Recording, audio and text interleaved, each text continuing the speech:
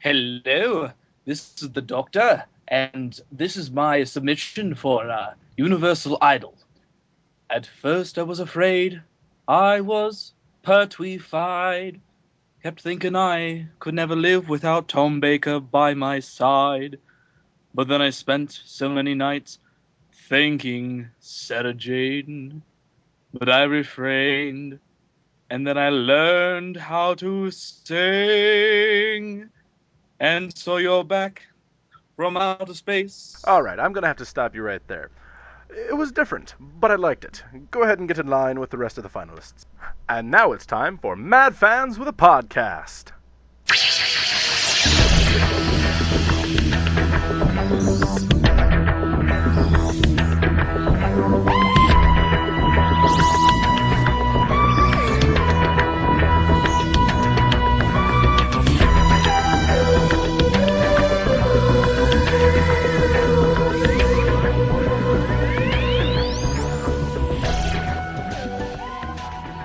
Hello, all of you out there in internet land. We are Mad Fans with a Podcast.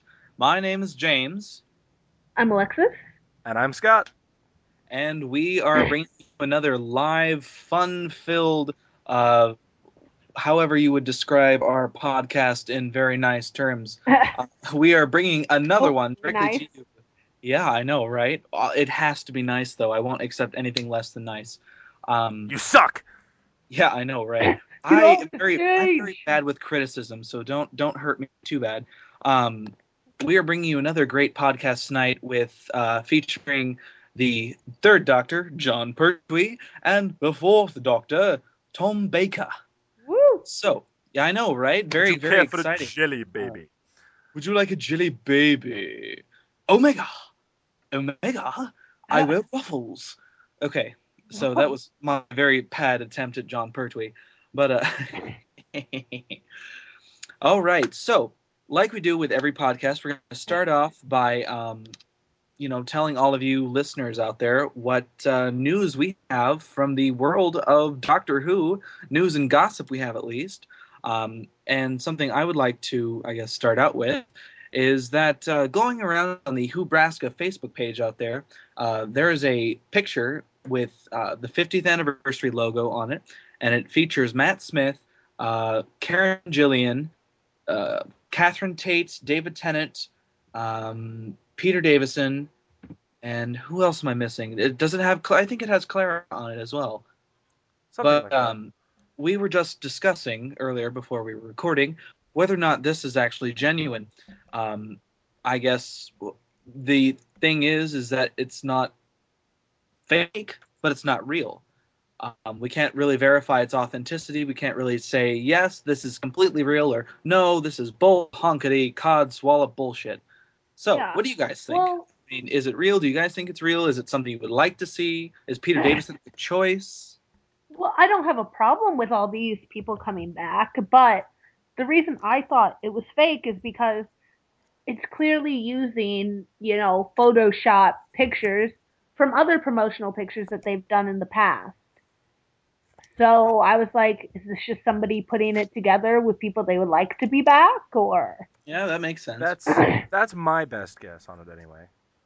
that's what I saw. And the only place I've seen this, mind you, I've been busy all day, so it could have been floating around from some more official places. But the only place I've seen is a few groups on like Facebook.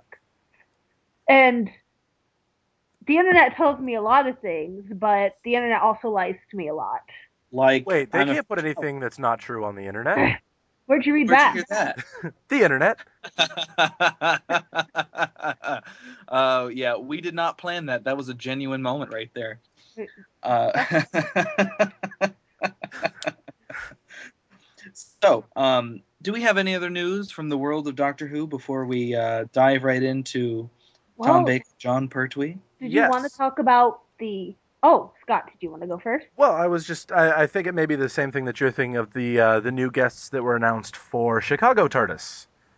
Oh, yes. I am going to Chicago TARDIS in November, and they recently announced Paul McGann, Dan Starkey, Michael Jaston, Peter Davison, Colin Baker, Nicola Bryant, who plays Perry, the lovely, beautiful Perry. Daphne Louise Ashbrook. Jameson, who is Leela. Um, I can't think of anybody else off the top of my head. But as we all know, Paul McGann is my McDreamy, so I will finally get a chance to tell him. And I've already decided that if Paul McGann and Daphne Ashbrook are sitting next to each other, I'm going to tell them my wonderful man crush story.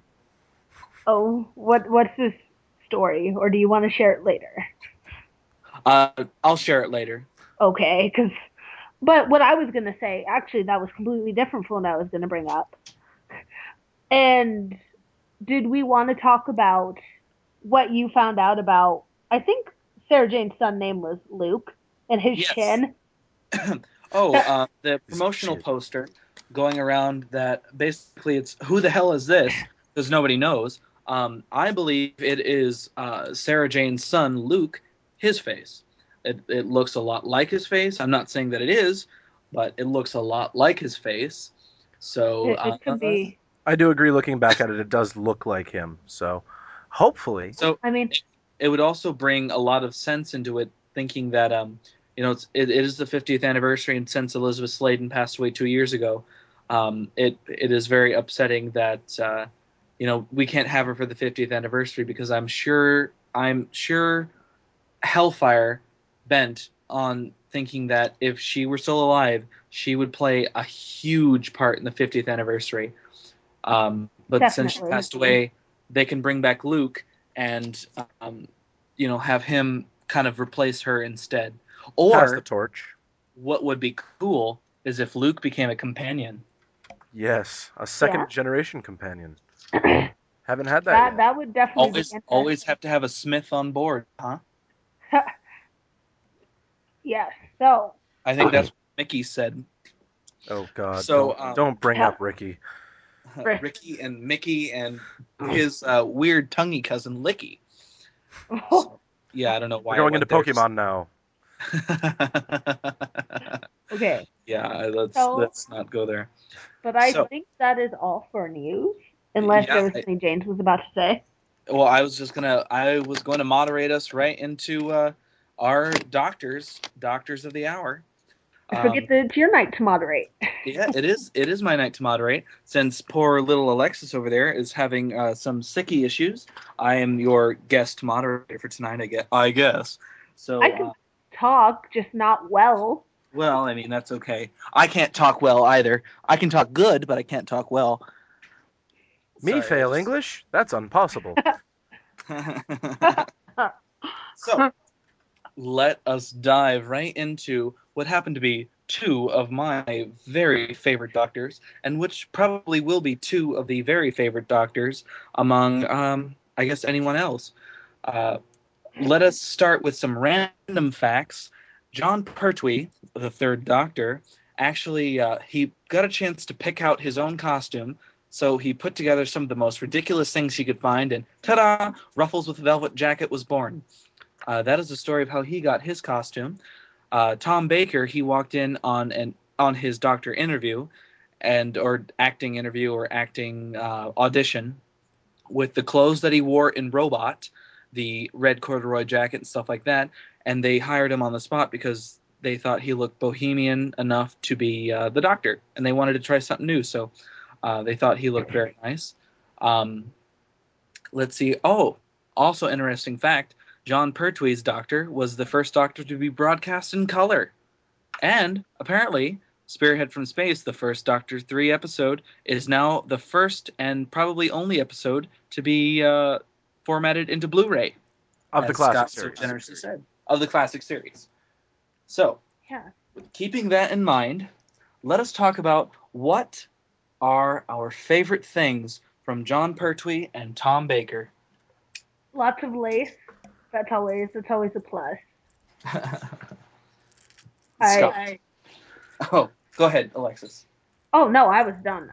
Oh, Feel free. Scott, what are your favorite things about John Pertwee and Tom Baker? Oh yes, please. About John Pertwee, I really liked the fact that his doctor was a little bit more action packed. He seemed a bit more of the uh, kind of the spy, which in real life John Pertwee was actually a British spy. Um, yes, back Because in World he probably War worked with II, I Julia think. Childs.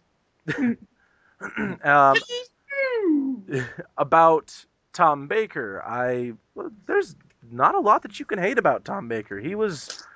Just he was meant for the role of the Doctor. His stories, for the Truly. most part, were always very, very good and on form. And still, one of my favorite episodes of Doctor Who is Tom Baker's City of Death, which was actually the first classic Oh, episode I yes. ever watched. So glad I picked that Oh, one to start out on. Oh yes, and I just realized I skipped Tom Baker. go ahead, Alexis. I do. I enjoy well his hair because it matches mine, but that's the best thing about cosplaying him. I'm not gonna have to do anything with my hair. But also, like Scott said, I do enjoy his stories, and there was a reason he was the Doctor for 7 years. He just felt like the Doctor, and for a lot of people, he is the Doctor. When I went to Gallifrey One, I got a chance to talk with Hudson, who actually designed Tom Baker's costumes in the Lala Ward years. And she told this really neat story about how, when children would come to visit Doctor Who studios, they'd have the TARDIS out, and then Tom Baker would come out in his costume and greet all the children as the Doctor. And he would always make sure that the TARDIS was locked so that it could never be opened to keep that illusion that the TARDIS, was actually real and that he was actually the Doctor. But he loved children, he loves his fans, and he still does. And it's amazing, to look back and see, he would, be that role for all these children coming to Doctor Who studios. He would be the Doctor for them, and he And still is. not only that, he used to And also this go. he still claims he is the Doctor. Oh, I'm sorry. Uh, Go ahead. he used to go to a lot of the British elementary schools and give pep talks and press conferences and stuff there, and uh, kind of give children things to look forward to, stuff like that. And that was really cool of him, I think. Oh yes, he is and was a brilliant man, and John Pertwee was the same way. I mean, John Pertwee, he wouldn't do it so much with the Doctor, but he'd do it with Wurzel Grummage, who is a children's show that he starred in, and he played a scarecrow called Wurzel Grummage, and he would come to children's parties dressed as Wurzel, and I just think all these actors nowadays keep themselves very very serious, and they don't take their roles with levity, and they don't go out and be a part of the public as their character. I mean that's who they're known as. I mean Peter Davison said that the day after they announced him as the Doctor, people were coming up in the streets getting autographs and were saying, "Oh yeah, I've already seen some of your stuff." And he's like, "I haven't even recorded stuff yet. How could you see Time Lords?" But I just think people take the role so seriously nowadays. Hmm. They don't have the time to go out and entertain the kids and be a part of a society like that. Well, So yeah. this is kind of going Although, back to the Sixth Doctor, but did you guys see the video that's on YouTube? It was a Children in Need special back when Colin Baker was still the Doctor, and he one of his biggest fans was I think a 7 or 8 year old kid, and Oh they yeah. actually did a short episode together, and it was quite quite awesome to watch. They made him I his own personal Sixth Doctor costume. Yep. aw, I did not Uh, see that. I you will need have to go to the yeah. internet. I'll see if I can find it. Another thing, it's kind of sad as to why John Pertwee left Doctor Who to begin with. He had been in the role for so long. Well, I say so long. It was 3 or 4 years. And he figured, they were pulling in really good ratings, and he decided he would go and ask for a raise. And they denied him, and so he said, "Fine, I quit." And they said, "Okay, finish out the season." Which, interestingly enough, is, well, slightly similar to what happened with Tom Baker. For those of you who don't know, if I'm remembering the story right, he had been the Doctor for like 7 years, and every year he would get, he would ask for a raise, and he would get it. They wanted to keep him, and then he asked for it one year, and they were like, no. And they That was after basically called his bluff. Jonathan Nathan Turner came in. Yep. I know another He round of JNT. He strikes again. Turner. Arr. Okay. For all you new kids out there, you all think that Moffat is a horrible human being, but Jonathan he Nathan looks Turner like a is the saint. first Moffat. Yeah, next to Well, next to this guy. after Turner took over, the question marks came in 1981. There was a complete wardrobe change to Tom Baker to make him look more uniform and to, and I quote, get rid of all this silliness, because he thought Doctor Who was supposed to be a very serious TV show and not some silly science fiction TV show Uh, like it was. However, I think that in 1980, Doctor Who had some of its best damn writing I've ever seen. You had the Horns of Niemann, which is okay, but it follows the theme. You have Shada, which never made it. You have the City of Death, which Scott and I absolutely love. You have isn't Death to the, no, not Death to the Daleks. You have is it the Resurrection of the Daleks? No, that's Genesis? no, after is it Genesis, the second Remember Dalek Tom Baker episode Now? with Oh, Lala I've Ward. seen it and I don't remember it. But anyway, some of the best damn stories I've ever seen come out of Doctor Who came out of 1980 when they were, the scarf was really long, the stories were pretty silly but still very believable, and it was meant for people to have fun watching it, you know, Yeah, there's no and problem. yeah. So to me, to press on due to time stuff. I love the thing I love about Tom Baker is the fact that that man took the role and he made it himself. Well, it's what I love about both John Pertwee and Tom Baker is they both became the Doctor, and they both have very, very wonderful stories, and they always knew that the Doctor was never meant to be the grumpy old man. That he can be serious, he can be arrogant, but he can also be very loving and caring and protective. And that's what I love about both of these men and both of their doctors. So, with that being said, let us move on to what we don't like about John Pertwee and Tom Baker. If you don't mind, I would like to lead off on this one. Um, the one thing I don't like about John Pertwee, the cliffhangers. Dun dun dun. Sorry, I had to have a pause there for dramatic effect.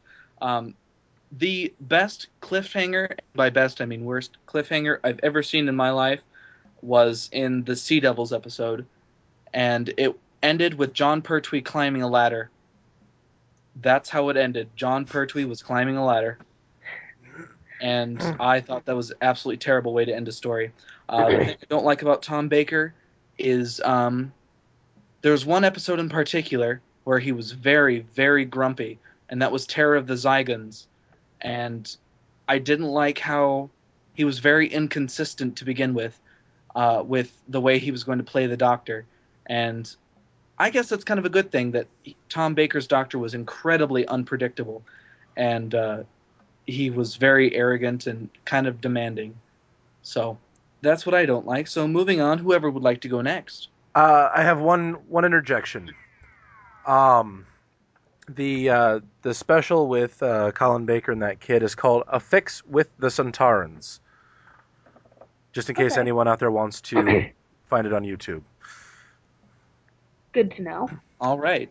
So who would like to do, I guess, what they love and hate about both, or what they hate about John Pertwee and Colin Baker, or Tom Baker? Uh-huh. Don't mind me. I can go.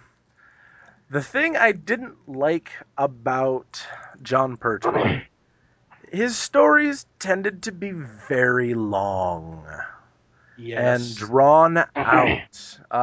Especially like while I didn't mind the Green Death, it was like a 4 hour process trying to watch it. It was very, very long, and It's very dry. it was very dry. Now it had a good message that it was sending, but yeah, it was very dry. And about Tom Baker, uh, towards the end of his tenure, I thought it started getting a little away from what his character used to be. I love. Um, Well, I just want to interject this. Out of all of Tom Baker's episodes, some of the ones that I hate the most are in the Redcoat era.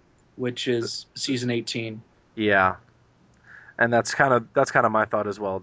In season 18, it started to go downhill, and I'm kind of glad he got out when he did. Otherwise, it may not have gone much further.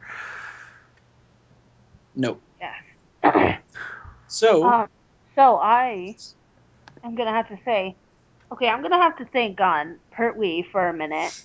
But well, first of all, I hate the scarf which I'm crocheting now. But also, I I liked that he was unpredictable. Like that is okay, but I felt like it got like too much in Tom Baker's era from one extreme to another mhm. without just like any time period. You just be like, oh, I'm gonna be nice and calm here, and then all of a sudden he'd be like, now I'm gonna be rude to you because reasons. It also kind of depended on the story, though, and I don't know if you guys noticed, Yeah. but in the first couple of seasons that he did, the color of his jacket would actually reflect what type of story it was going to be. Whether it was going to be a mystery, that was his original red, like safari coat. If it was going to be a horror one, which would have been his gray coat, and if it would have been an action one, which would have been in the brown coat.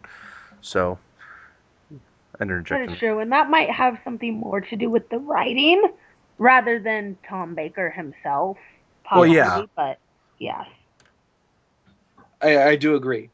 Um, I find that it did get very inconsistent near the end, but still, uh, all the reasons, yes. Blah, blah, blah. yeah, that's pretty much. It's like not for a reason, just because I can. Exactly. Okay.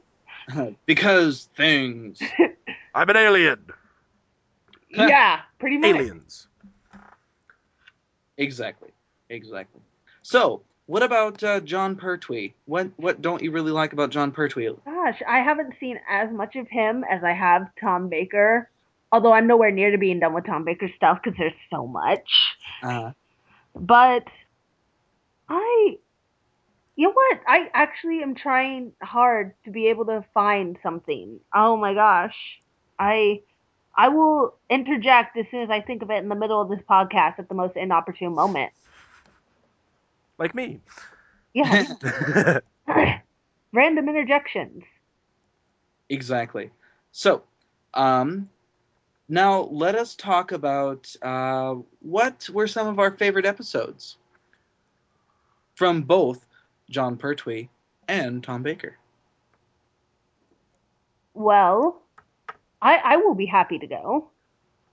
Okay. So for Pertwee, I liked the Three Doctors because I love the '80s so much, and also Terror the Autons, if I'm even Oh, saying that right. oh yes. I it wasn't like the best story, but I also it introduced Joe, which that's a whole nother issue that we can get into when we talk about companions later. But also it introduced the master who, as everybody probably knows, will become very important later. yes. So Which, essentially. um, allegedly, he went to school with, according to the Five Allegedly, Doctors. yes, and they were friends allegedly at one point according to the interwebs, but who knows? Interwebs. Head cannons. Sometimes you just can't separate them. It's exactly. So, Scott, what about you? Oh God, favorite episode. I really haven't seen a whole lot of the Third Doctor. I would probably have to say, oh God. I guess it would be the Green Death. I mean, granted, it was long and dry, but I did like the message it was sending about what happens if you pollute the planet a little too much. And that I believe was the last episode of Joe Grant, if I'm not mistaken. Yes. yes. And so that was kind of a good thing as well that she went away. And we could see the powers of the Metabilis crystal, which was pretty cool. And then they brought that back actually in season 7 in Hyde, if I'm not mistaken. Yes. The wait, no, no, the Yeah, that I'm pretty sure that was in Hyde. Yeah, it No, It was. wasn't one of them. it wasn't in the Green Death. It was in the Planet of the Spiders. No, no, I know. But he had it in. He had to go get it in the Green Death in order to Yes. do something, and Oh, okay, then I see what you're yeah, saying. yeah, Yes. he had the Metabilis crystal in the Green Death. But yeah, we saw it again in recently in Hyde, which I thought was pretty cool. Favorite Tom Baker episode, obviously City of Death. Especially my favorite line: "What a wonderful butler! He's so violent, so great." The episode itself was kind of cheesy, but yeah. Yes, Alexis. Yes.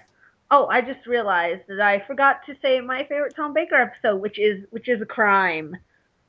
It is between Pyramids of Mars and the Ark in Space. Which, even though I didn't like giant bugs, because giant bugs are gross, I did actually enjoy most of it. Oh God, the Ark in space. Green bubble wrap attack. That Yeah. was, yeah, Oh, oh like, God. other than that, like, I had an issue with that, but Well, the budget of the BBC back then was like yeah, 10 Oh they're euro or yes. 10 they're 10 ten pounds. dollars and a sandwich. Could I have tuna on rye? No, you will get egg salad on white. Deal with it. Okay. We can't afford tuna We from a can. we're having lobster. Do you think we can afford tuna? That's pretty much what the BBC did. John Yeah. Nathan Turner ate all our money. Again, Turner. just sit there and Okay. stuff sandwiches with money. So, my favorite John Pertwee episode would have to be the Three Doctors because that was my first basically my first classic episode was the Three Doctors. It introduced me to William Hartnell and Patrick Troughton all at once. So I got a threesome, a doctory threesome, and that was my first introduction to classic Who. That was actually my Uh, first Pertwee, Troughton, and Hartnell episode as well. That was my yes, first Pertwee and Troughton episode. It wasn't my first Hartnell episode though.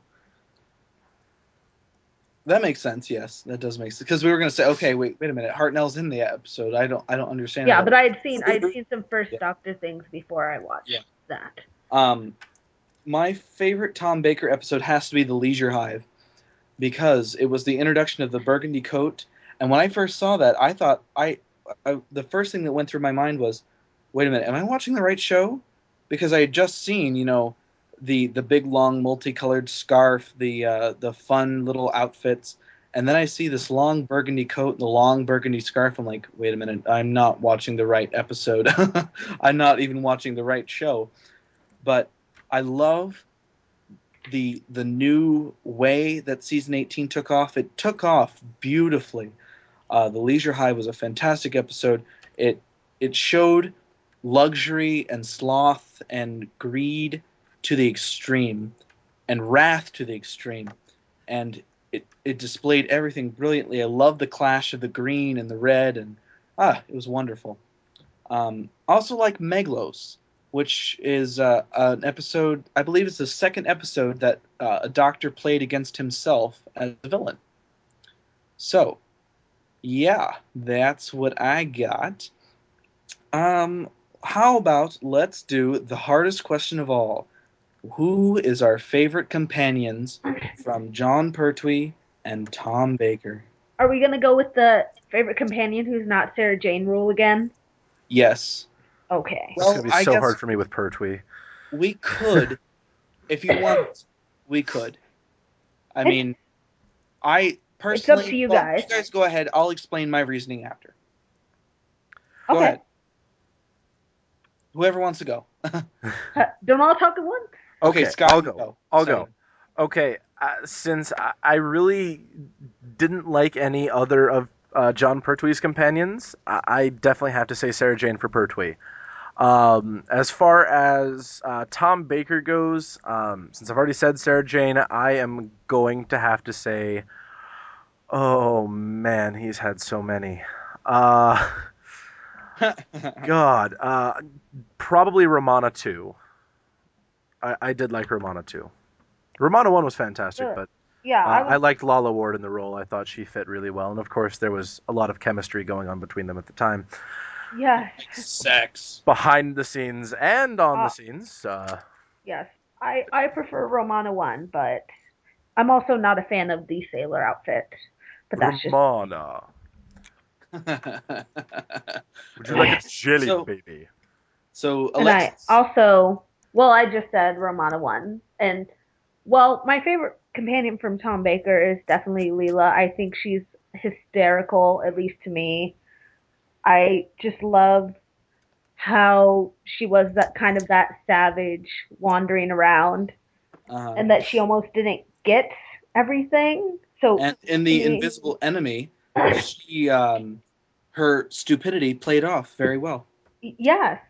Actually, no, I shouldn't say stupidity. Her Well, ignorance yeah, played very well. it's not, yeah, because it's not that she was necessarily dumb. She It just was just hadn't been that. around these things. Well, I mean, she didn't know technology. She only knew what was on the planet. And I listened to a lot of the audio adventures with um, Louise Jameson in them, and she really does well as Leela. Like, I love the way she takes Leela, and I love the directions she takes and all the risks she takes with Leela on there. So, that being said, you finish your thought, Alexis, and then I'll go ahead Oh and do. yeah. Well, since we're talking about companions, I would like to get your guys' opinion on this because I've seen some people who don't consider the Brigadier a companion, and I just want to know what your take on that was. Um, a Because lot I, of people consider a companion to be somebody who actually physically goes into the TARDIS and yes, travels that with was the them. reasoning I I think saw. I think the That, Brigadier became a companion in the fifth Doctor season more than he did any other Doctor. that is Uh, true. I, I mean, I was just watching. God, what was I watching? The first Turlo episode, and the Brigadier travels in the TARDIS. Well, two different Brigadiers travels in the TARDIS, and he becomes a companion there. Versus, he also travels with the Fifth Doctor as well in the Five Doctors, and it all happens there too. Um, well, Scott, you go ahead. You probably have some thoughts on this. I personally would say he's not because while he's spent a lot of time on the show and a lot of time with various doctors, he seemed more like almost a tertiary character. I wouldn't exactly consider him a secondary, but I mean, he came He around every was once in a while. he wasn't there for every episode, but he played a big role in the Oh episodes he yeah, wasn't. oh yeah. definitely. But So yeah, I would say I would disagree. I would consider him maybe a secondary character, mostly because he was there in a lot of episodes. And I mean, even if the Brigadier appeared in an episode, you knew Unit was going to be in the episode. And speaking of Unit, same thing with Mike Yates and Benton. All of them. Just, I mean, if Unit was an episode, I guess Unit could even be considered just one single companion, because I mean, you didn't just have. Well, seriously, you didn't just have the Brigadier. You had the Brigadier, Benton, and Yates. I mean, they came as a trio. You did not have a choice. You had the Brigadier, Benton, and Yates all together helping the Doctor. Very, very So, true. what But what what are your guys' opinions on that? I that mean, was just a random thought tangent. okay. Well, like James said, I do technically consider him a companion maybe later, even though, because he does get into the TARDIS on occasion. So, but now that I've run us off course, I'm gonna have to say I didn't like a lot of Pertwee's companions too. I like Sarah Well, Jane. let's wait. Let's wait Didn't on who we don't like until after we do favorites, if that's yeah. okay. I If mean I like Sarah Jane. That's the only technical companion from his era that I really really enjoyed Yeah. that I've seen. So Well, for me, I personally do not consider Sarah Jane to be a very good companion because, and this is recent thinking, that Sarah Jane, she didn't really do much. I mean, if compare her to all the other female companions that the Doctor had previous to Romana, she's the same. I mean, she doesn't really stand out against the crowd. Sarah Jane only made a name for herself in the Sarah Jane Adventures when she was forced to be a leader. And she really showed her true colors then. And I mean, the Doctor and her were best friends. I mean, they were even best friends in real life. And I'm not going to disagree that. I mean, she was a great companion and all, but I don't believe she made a name for herself until the Sarah Jane Adventures. From That's a fair point. Well, from what I've heard, she did really well in the dinosaur episode, Invasion of the Dinosaurs. I heard she did really, really well in that episode, and then they started writing her more poorly.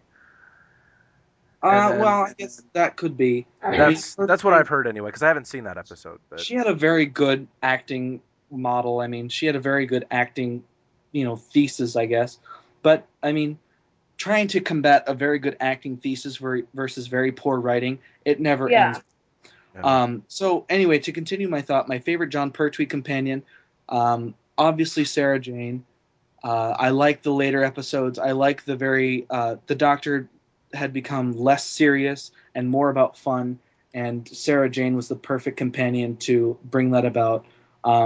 My favorite Tom Baker companion, definitely Romana 1, because she was very ignorant and very unaccustomed to Earth ways, and there were a lot of good episodes in that whole season of The Key to Time. So, and plus, some of the great episodes that Tom Baker has done has come out of the Key to Time series, and it's a series that I recommend to anyone starting into Tom Baker. Definitely go for the Key to Time series. I mean, most of it is on Netflix except for the Stones of Blood. Which I But still have yet to see.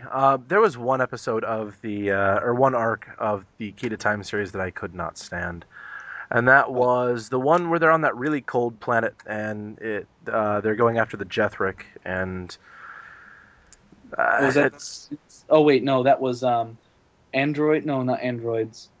I know which one you're talking about. let me see if I can find it. What season was that? 16. 16. Uh, that would had to have been the Androids of Terra then, or That sounds about right. Either the androids of Terra or one of the other ones. I don't know. I'm fairly certain it was the Androids of Terra. Yes, but I thought the power of Kroll was pretty good. I mean, a giant Yes, octopus thing. that was pretty cool. Plus, I love all the birds on his coat.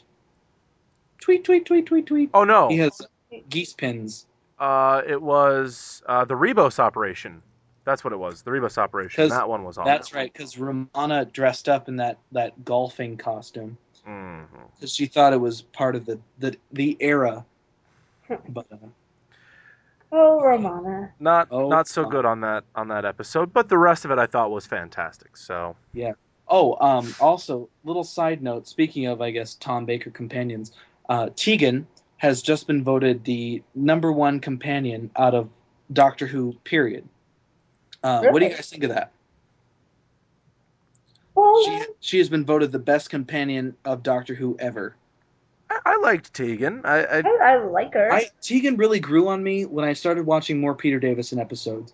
I did not like her at first, but when I finally started getting the reasoning behind why she acted the way she acted, I mean, she never asked to be on the TARDIS. She never wanted to be on the TARDIS. She just opened a police box and stumbled in and got lost and was dragged along for the ride.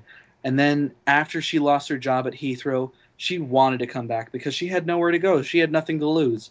So, I mean, I loved her after I started watching more Peter Davison episodes. Maybe So they should have that's her take over for Sarah Jane. The Tegan Tegan Adventures. Adventures. Oh God. Oh. Please don't let that happen. Stephen Moffat, if you're listening, don't let that happen. I beg of you. Watch tomorrow. They announce it. The Tegan episodes. The Thanks, Tegan. Scott. If anything, Well, they need Sophie Aldred to come back as Ace, personally. But I have this really crazy idea that I'll share with you after we get done recording because I don't want the idea to get out anywhere. But Scott it's has this thing of making those things come true, like wanting a two-parter for season 7, and we got one. what two-parter? Oh yeah, Oh, kind of. it is in my mind, and I It's blame you. it was to be continued, yes, but it was a season finale and a lead into Yes. the 50th. I'm just giving you a hard time because it's Hey, fun. I like cliffhangers, but I'm getting tired of waiting. I know. Well, I just want a trailer, but Yeah, let's trailer get would be back great. on. Well, okay. actually, I was Wait, wrong.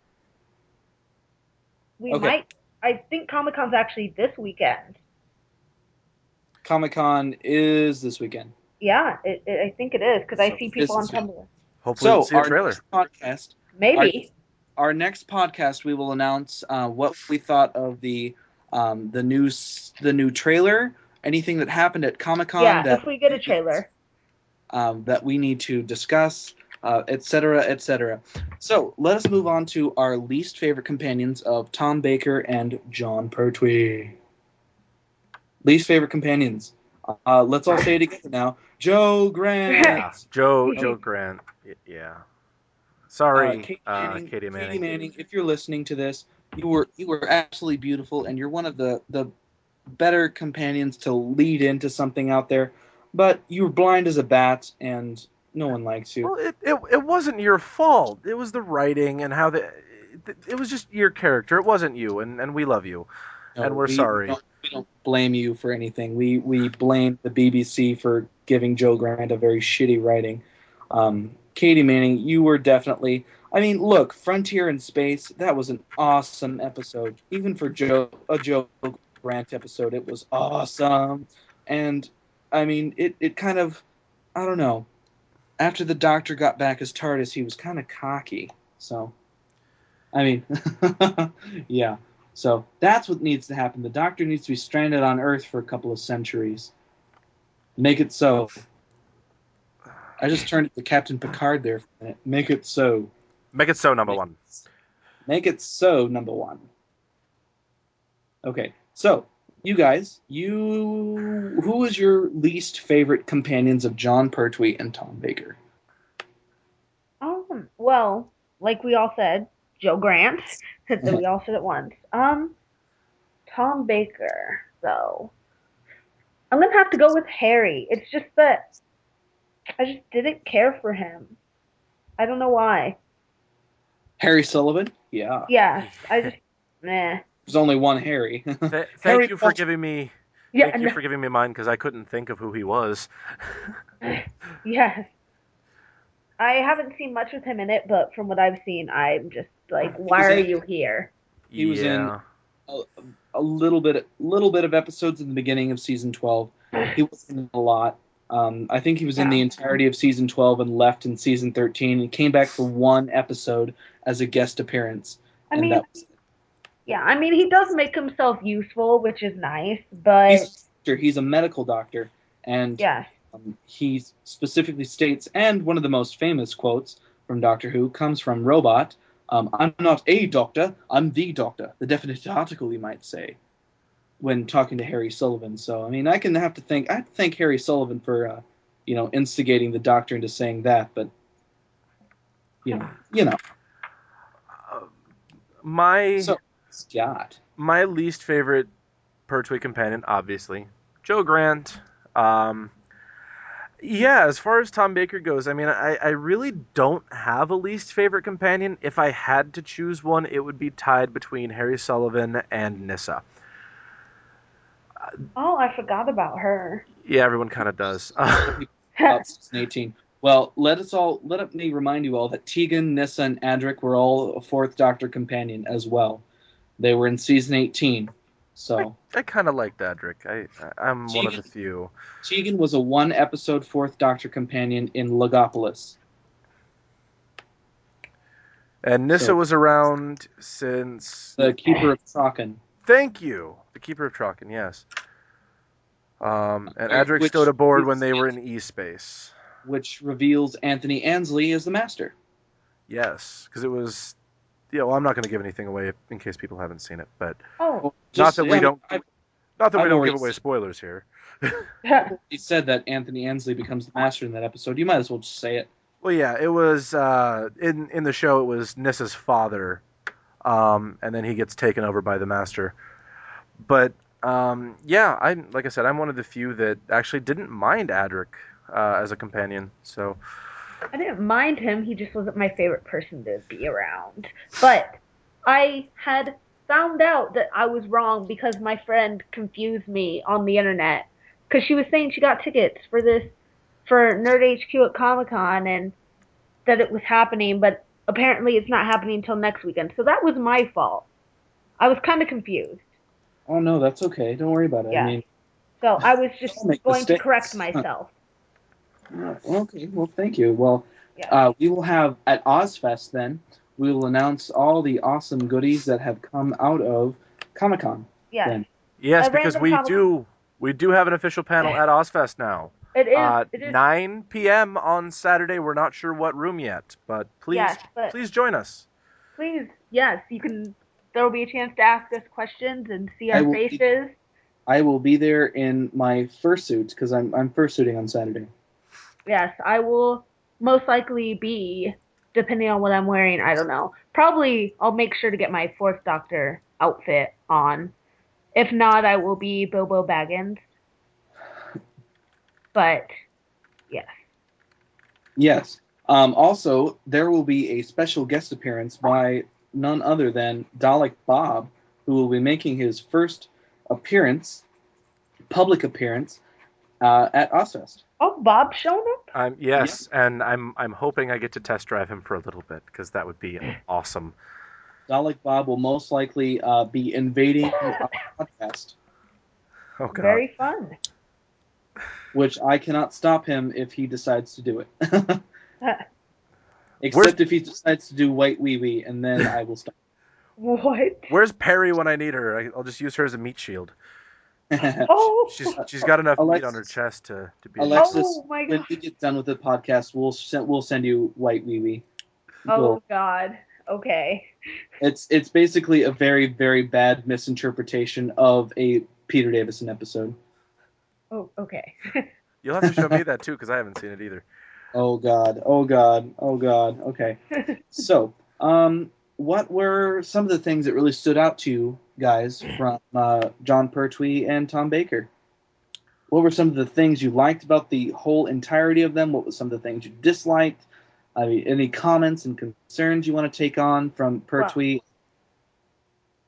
well, for Pertwee, I was actually reading something about one of the newer doctors on the Tumblr, and it was talking about some of the different in Classic Who, how the role of companion has changed, how we would take on more of a um, fatherly, more protective, or teacherly type role, which they've kind of lost in New Who. But I definitely think most of that, or at least for me, that came across most clearly in the Third Doctor's era. So Yes, that stood out to me in particular. I definitely agree with you there. I think that Tom Baker really displayed this to Sarah Jane, which is why I love the whole Sarah Jane years. That when you go out into the universe, I mean, all of us are very much the same. And even in, I think this was a Leela episode, the Robots of Death. You know, learning the humanity behind being a robot, and you know, there's humanity in everything, and you have to have mercy, and learning to be merciful. Even in the first Genesis of the Daleks episode, where Davros is introduced, a very very famous Tom Baker scene where he now is faced with the dilemma from the White Guardian or another Time Lord to destroy the Daleks to prevent the Daleks from ever existing in the first place. And Tom Baker decides to show them mercy because I mean, a lot of things died, a lot of planets were destroyed, a lot of races were wiped out because of the Daleks. But without the Daleks, people would never be able to, survive and fight and learn to live for themselves and learn to, fight the Daleks. They would never learn. And without the Daleks, these things, I mean, it would change the course of history. And the Doctor had no business meddling and destroying that much time. You can't And repeat the past. Sorry, exactly. I watched The Great Gatsby this morning, so I just felt like that line needed to be thrown in there. But So, you Scott, what do know, you think? You're being awfully quiet over there. I really have nothing to say that I haven't already said. I mean, you guys have pretty much covered all of it. All whoop. right. Well, let us do episodes to watch. If I wanted to start on the third Doctor or the fourth Doctor, where would I start? I would personally tell you to start on, as far as the fourth Doctor goes, I would tell you to start at the City of Death. It's a great example of how comedic the fourth Doctor can be, and yet how serious he can be at the same time. As far as the third Doctor, I it's really hard to Three. say because I haven't seen too much of him. But I would say probably the three Doctors would be a great place to start for Pertwee.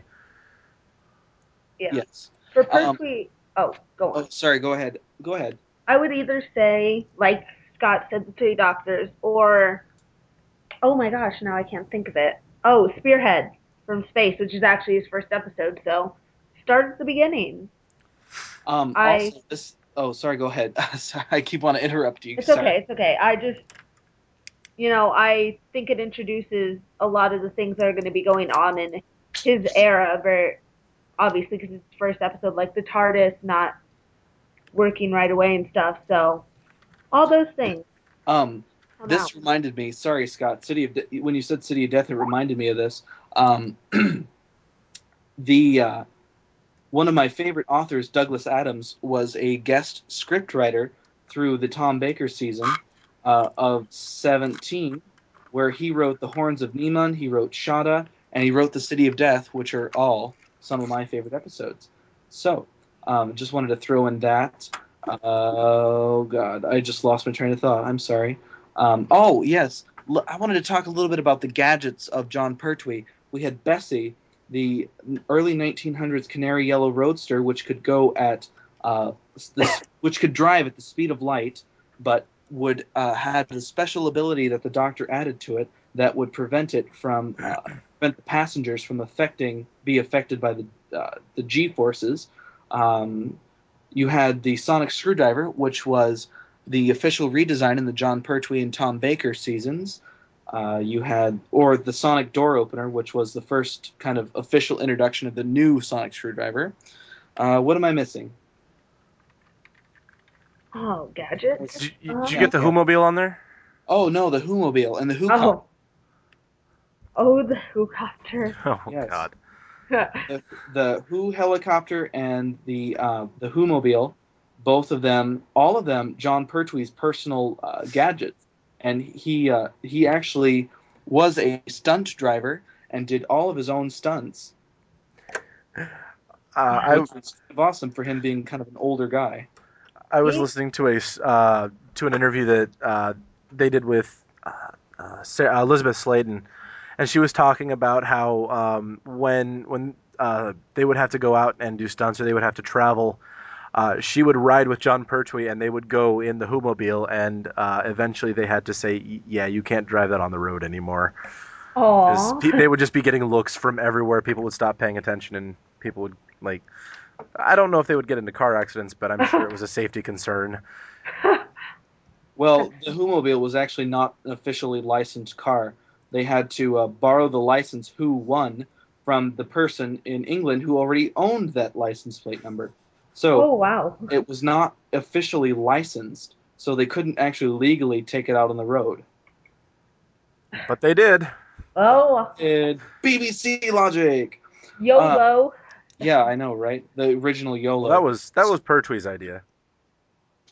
Yeah, All Pertwee's idea. he's pretty spry and energetic for an older guy. Oh yeah. Well, I would like to end our little discussion with a little story about John Pertwee that I thought was absolutely hilarious, and I heard it at Gallifrey One from none other than June Hudson, who was, a costume designer at the time. She had said that John Pertwee's trademark bouffant came from he was in hairstyling, or he was in makeup one day getting his makeup done, and he was talking about different ways he could style his hair to be the Doctor and stuff like that. And the hairstylist, being very funny and having a very witty sense of humor, knowing John Pertwee, you need to have a very witty sense of humor. She said something to the extent of, "Oh, John, you're balding back here. You got a little bald spot going on." And he became incredibly self-conscious about the bald spot, and he made her cover it up with a giant bouffant, and ta-da, the bouffant was born. Oh, And that's why he has that crazy hair. It worked for him. it It somehow did. somehow It, he's able to pull off that entire crazy look. The it does. dandy look. And Tom Baker pulled it off very well as well. So that is all I have for Tom Baker and John Pertwee. Any of you guys want to add anything before you sign off? I think that is all for me. Except, like I've said earlier, if you, I know it's kind of almost a rite of passage if you're a cosplayer in the Who fandom to make the scarf. There's That a crochet is, pattern going around online. Don't use it ever. go to www.drwhoscarf.com. Yeah.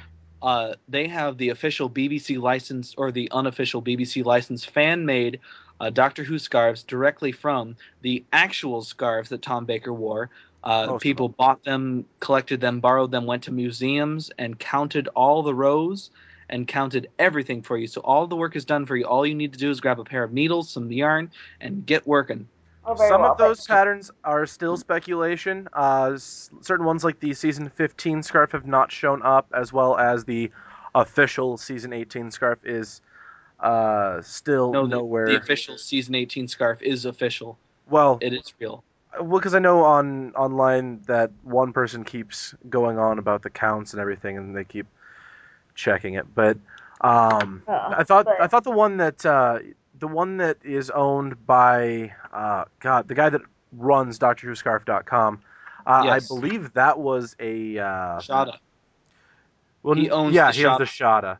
the Shada. The season 18 one is still not 100% accurate. They're not sure. It might be, but it might not be. They're still trying to figure it Well, out. you But see, there's two scarves. One of them is in Madame Tussauds which on is the one the with the Tom purple, Baker, which is B, the season 18 scarf B, which is known as the publicity scarf.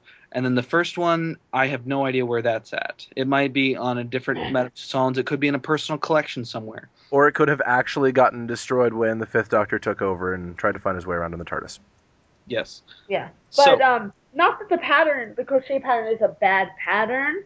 It just is probably because I know from knitting, I'm not a great knitter, so I was like, oh well, I'm better at crocheting. I'll use the crochet pattern, but it will be more time consuming. If you really want to crochet, just plan a lot of time. And for carpal tunnel, It's it's the same way with knitting it. I did the season 12 scarf a while back, and I remember the last night of my knitting, my hands were hurting so bad, and I still had like 6 inches of the scarf left to do, and I suffered through it, and I got it done that night. And yeah, I haven't made a full scarf since. I did a third of the season 18 scarf and wore it for winter, and I'm starting the season 15. I have no idea if I will actually I finish it or not. I I'm crochet. Well, I'm a fast knitter.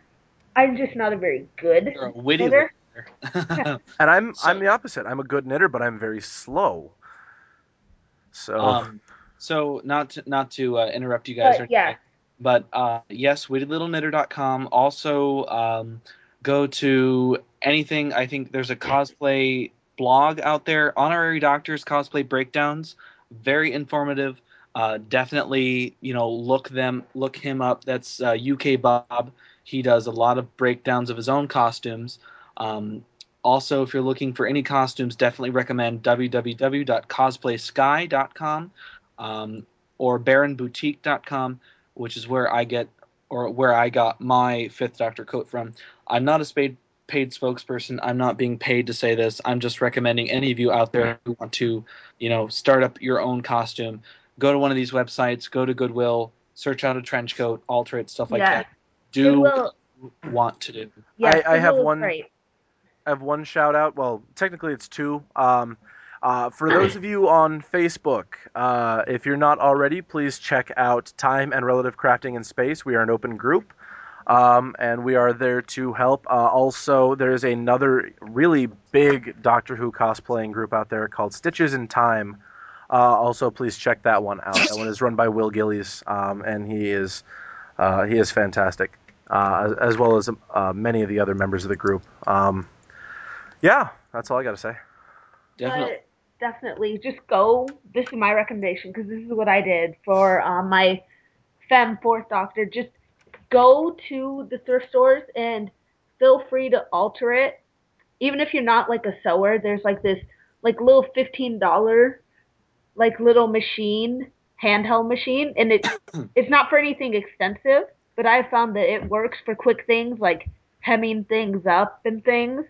So you don't need to be an expert. Indeed. So Indeed. just I mean, if all else fails, you have a bunch of friends out there who, I mean, willing to sew things for you, stuff like that. because I So, know we've all found amazing things on the internet to buy for amazing people, but definitely if you're on a budget, because these things do get expensive. There you go. Aside from yes. a lot of my Six Doctor outfit, for all of my other cosplays, most of the stuff I've gotten has been from Goodwill and Salvation Army. So So have I. The definitely only check those places out. Yeah. Go ahead, Alexis. thing that for any cosplay that I've done when I bought something expensive was my Aperture Labs jacket, which I was just like, I'm too lazy to print this, so I spent $80 Yeah, on it. definitely. I'm going to go online eventually and get a velvet jacket or have a John Pertwee jacket made because I do have a John Pertwee costume that I have. I just don't have an official jacket yet. But we And can if Okay, you, do a whole thing on cosplay in another episode. that's a good which is idea. I think we exactly probably shall. what we're going to do probably next season. Yeah. Next season, I guess we can look forward to costume breakdowns, cosplays, other good stuff like that. So, without further ado, look forward next week to our Patrick Troughton and William Hartnell breakdowns and what we liked and disliked about their That'll. doctors. I'm really looking forward to finally doing Patrick Troughton and William Hartnell. Yes. And the Yeah. week after, we will give you our 50 years in review at Ozfest. Mhm. So, without further ado, this is James, This is Alexis. And this is Scott. and we hope to hear from you guys soon. Have a good night. Good night.